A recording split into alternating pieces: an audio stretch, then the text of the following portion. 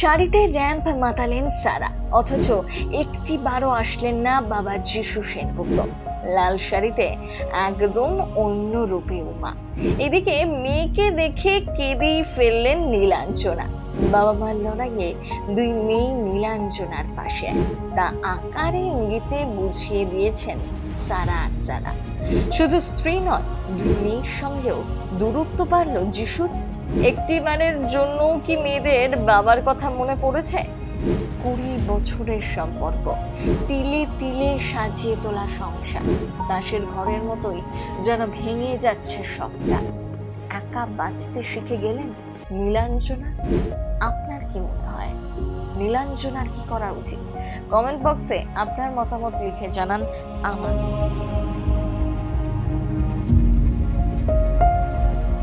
না, সৃজিতের ছোট্ট মাটি আর ছোট নেই। 19 বছর বয়সী সারা এবার লালপাড় সাদা শাড়িতে র্যাম্প মাতালেন।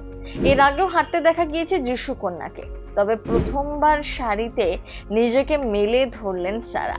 এক নামী শাড়ির ব্র্যান্ডের 50 বছর পূর্তি উপলক্ষে র্যাম্পে যিশু কন্যা। স্লিভলেস ডিপ নেক লাইনের ব্লাউজের সাথে সামনে আঁচল করে পরা শাড়ি, খোলা চুল আর মানানসই মেকআপে একদম অন্যরকম। সারার কনফিডেন্স লেভেলটাই ছিল তুঙ্গে। এই বিশেষ দিনে মেয়ের পাশে সারাক্ষণ নীলাঞ্জনা। চেয়ারে বসে দেখলেন কিন্তু সবটা, মেয়েকে দেখে কাঁদলেনও। নীলাঞ্জনা দেখা মিলল অল ব্ল্যাক লুকে। কালো রঙা প্যান্টের সাথে স্লিভলেস হাইনেক টপে সেজেছিলেন যিশু ঘরণী, সঙ্গে কালো রঙের স্লিং ব্যাগ, চোখে কালো ফ্রেমের চশমা। স্মার্ট আর এলিগেন্ট লুকেই ধরা দিলেন নীলাঞ্জনা। সম্প্রতি অভিনয় এবং মডেলিং এর জন্য বিশেষভাবে পুরস্কৃত হয়েছেন সারা সেনগুপ্ত। সেই অনুষ্ঠানেও মেয়ের পাশে দেখা গিয়েছে শুধু নীলাঞ্জনাকে। যিশুর জীবনের এখন নতুন নারীর নাম সিনাল সুরতি।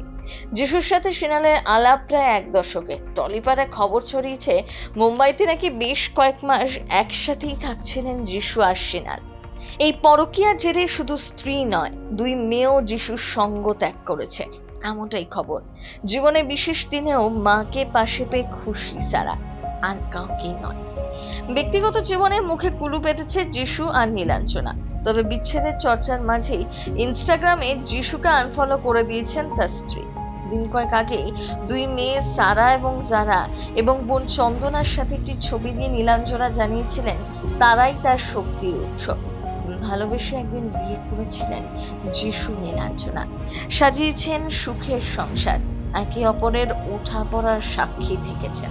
তবে এবার কি সত্যিই পথ আলাদা হবে? এখন সেটাই দেখার। সিনে চক্কর ব্যুরো।